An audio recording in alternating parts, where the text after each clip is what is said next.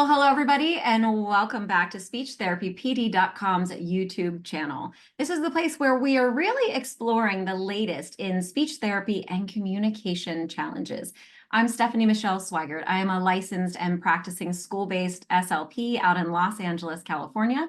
My pronouns are she, her, and I'm grateful to be here with all of you today through SpeechTherapyPD.com's platform. We have a very special guest joining us today. We have Lois Kam Heymann, a renowned speech pathologist and the creator of a fantastic course that we have on SpeechTherapyPD.com called Treating Auditory Processing Disorder and Listening Challenges.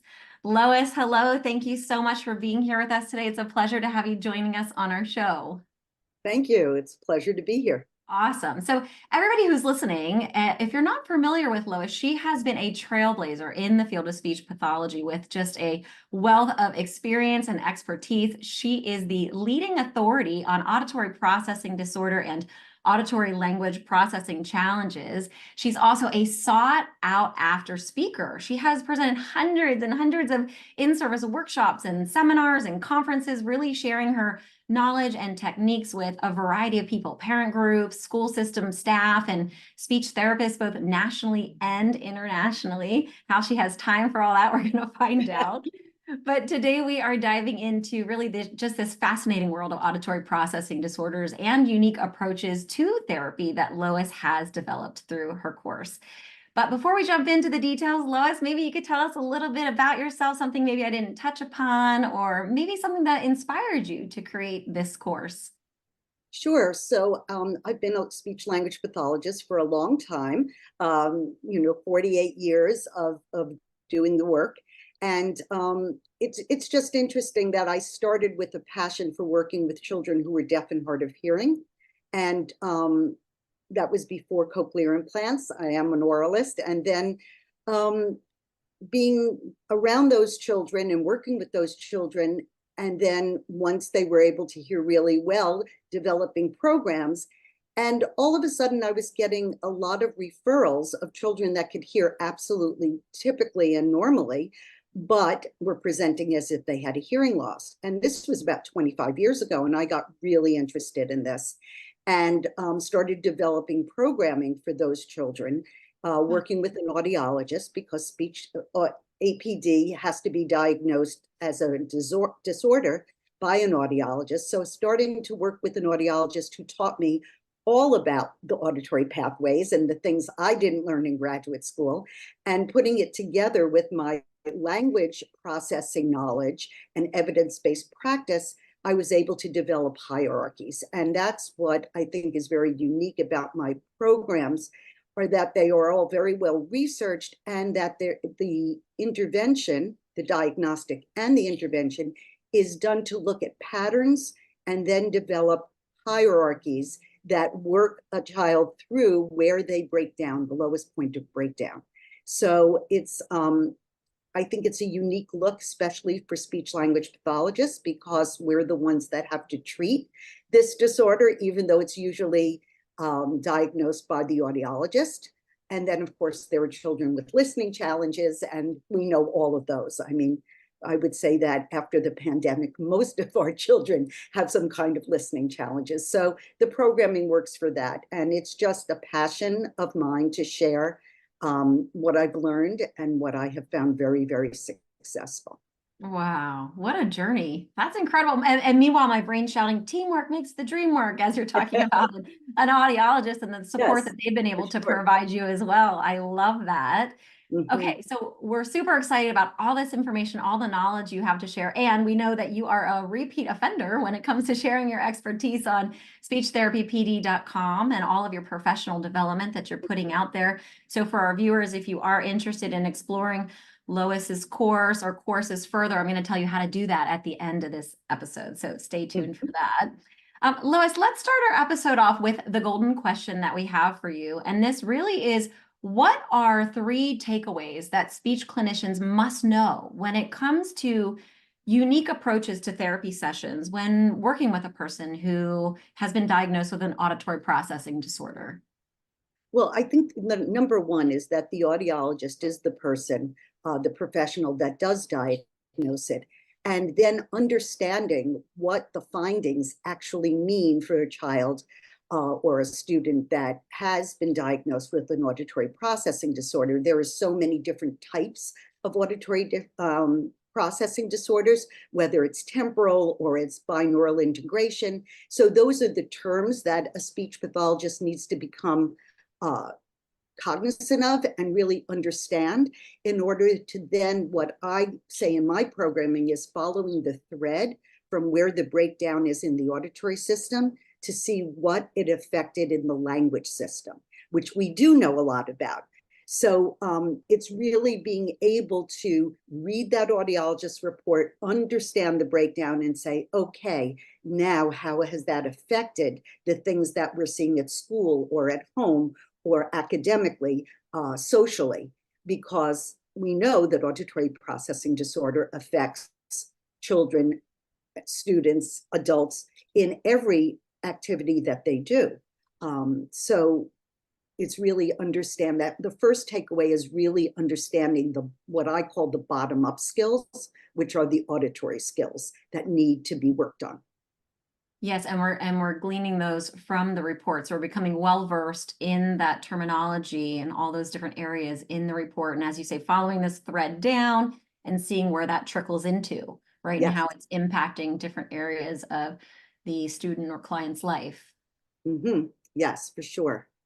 You want me to continue? I'll tell Sure, you please. my second one. So then it's the idea of, and I, in both workshops that I did for speech therapy PD, I talk about, I have a schematic that really blocks out what the hierarchy looks like. And so that all of the work that I do is in a hierarchical fashion. So looking for this lowest point of breakdown for the student, whether it's hearing, processing, crossing the corpus callosum, storing the information, retrieving the information, working memory. Where is the breakdown? Wow, And right. once we figure that out, we can then look at that hierarchy of each of the areas of dysfunction.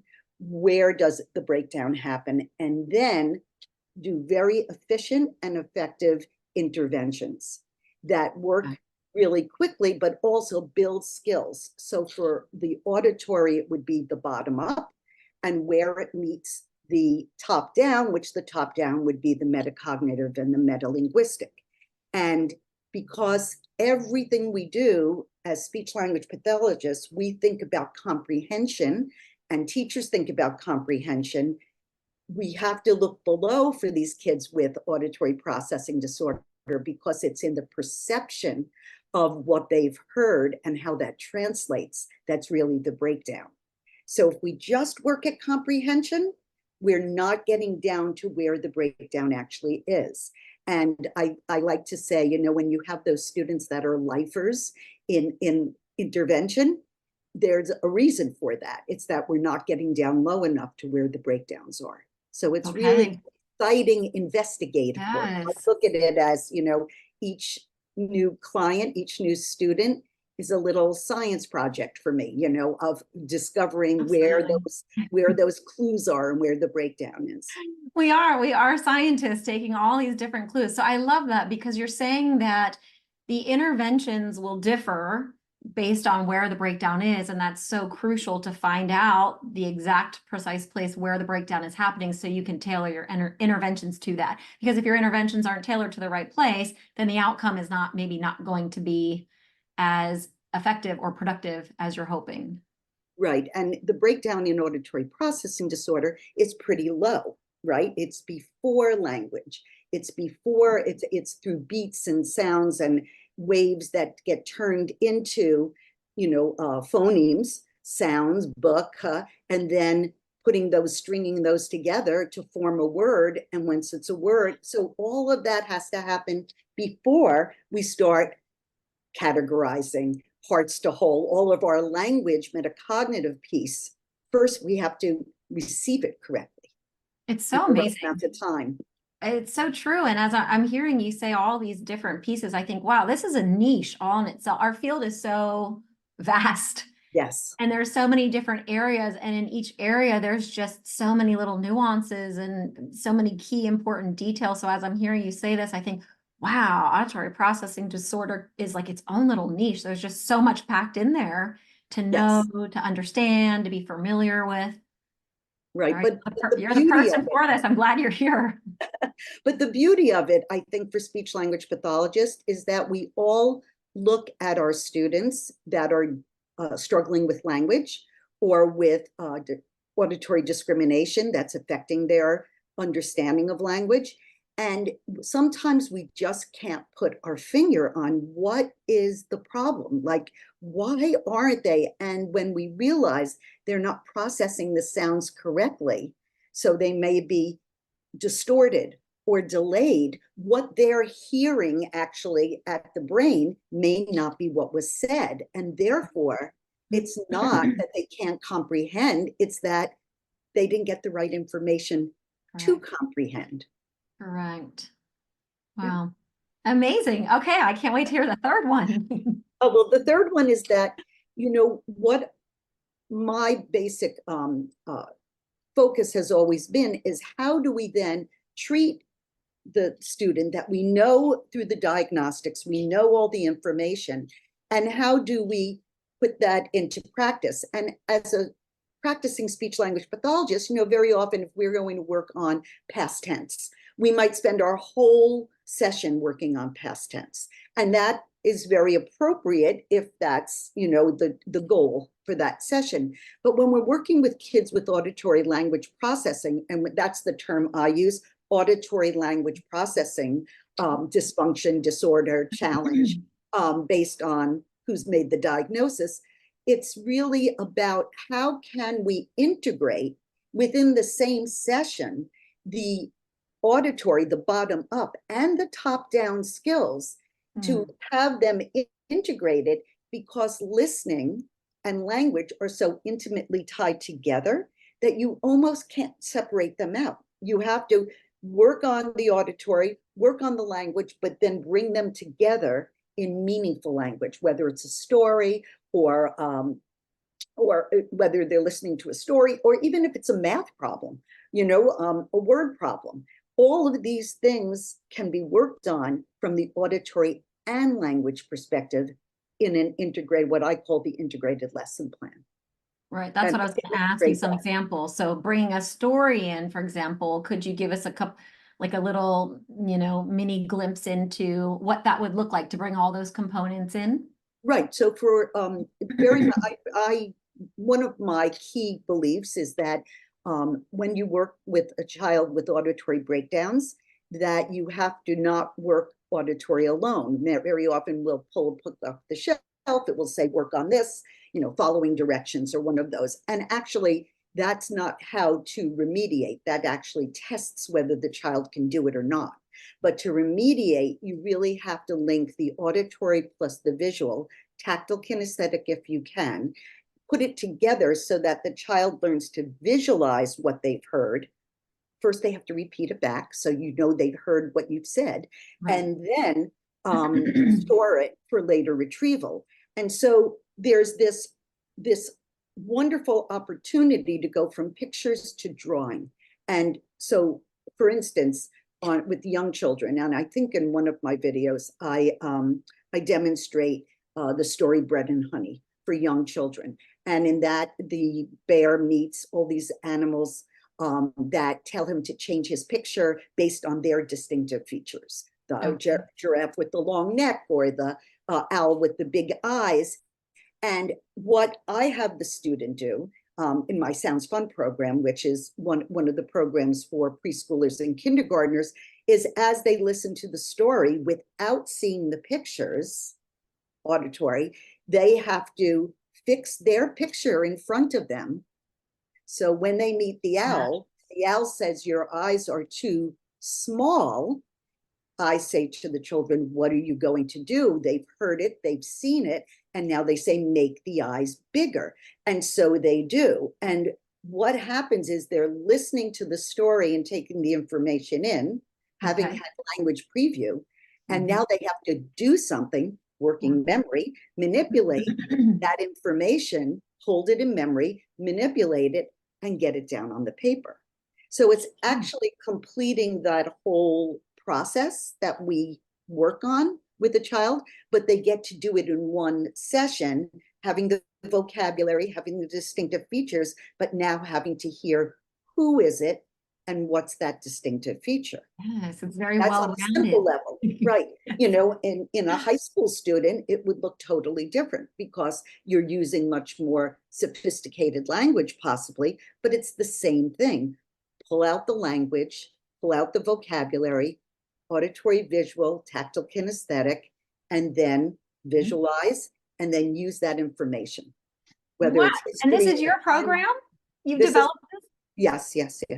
Okay, so tell us a little bit about that, because as I'm hearing this, I'm like, this is amazing because it's tapping into all of those different aspects in one lesson, and this is something that you created. Could you tell everybody who's listening, maybe if they wanted to find this resource or other resources like this that you have, where they might go? Sure. So basically my course, and I do a CEU for ASHA course, which is a Okay. 10-hour course, which is, Okay. you know, speech therapy, speech pathology PD had 4 hours, and that was random things that I put together for that presentation. But in my 10-hour course, and it's recorded on demand, or I do it virtually, sometimes live, we work through all of that information that I gave you, and a clinician comes out with an understanding of this bottom up, top down, and that kind of work. That's called Okay. Masterclass 1. Masterclass 2 Wow. works on the auditory, it's an 8-hour course, and it works on the audiologist's testing and really breaks those down and how to work with them within a session and integrate it into language. My program for preschoolers and kindergartners, whether you're teaching a group, it was designed for a group, but it's audit, listening, language, and phonological skills, and it's a complete program with lesson plans and pictures and everything you need to do the lessons the minute you get to training. So that's an 8-hour course with 2 manuals and Oh my all the goodness. materials. Oh, wow. Okay. You've been busy, Lois. Well, it's been a long time, and I really do love to try to make help clinicians who don't have the same background or the experience I have, but are trained clinicians who will understand it once they hear it, right? And see it in this way, give them the materials they need to be successful, integrating it into their knowledge base and how And they that, work with the yeah. student.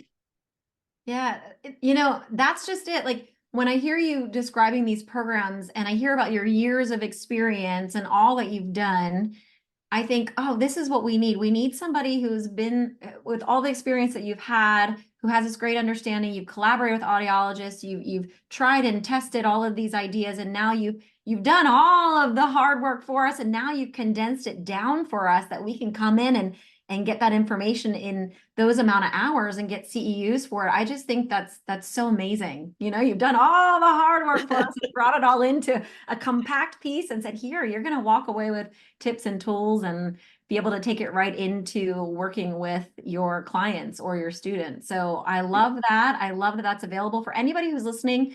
We're going to post in the show notes below links where you can get in touch with Lois and learn more about these programs that she is sharing and has developed. This is fabulous. Thank you so much, Lois. We appreciate you. Of course. Thank you.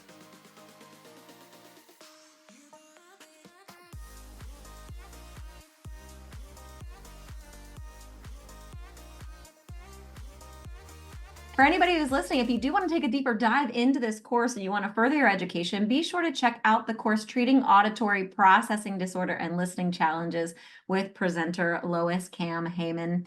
For other topics, when you subscribe to speechtherapypd.com, you're going to get 1-year access to over 1,000 live and on-demand courses where you're going to be able to scoop up those ASHA CEUs. So for the courses that Lois has in those libraries, which are just small portions of the larger courses that she sells, you're going to get CEUs for that when you head over to speechtherapypd.com.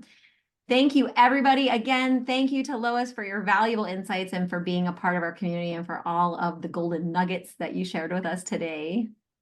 Thank you so much. I really appreciate being able to spread the word and be there. You know, I also do consultations for professional consultations for Oh, lovely. therapists. So all of that, you know, is just trying to share the knowledge. So thank you for giving me a platform for that. Absolutely. Thank you. And to our audience, everybody, thank you for being here. Let's continue to spread compassion through our words and our actions. And if today's discussion resonated with you, don't forget to like, subscribe, and share. All right, everybody. Thank you so much. Take care. And we'll see you back here next week as we're answering more of those golden questions that SLPs and SLPAs are asking. We have the answers for you.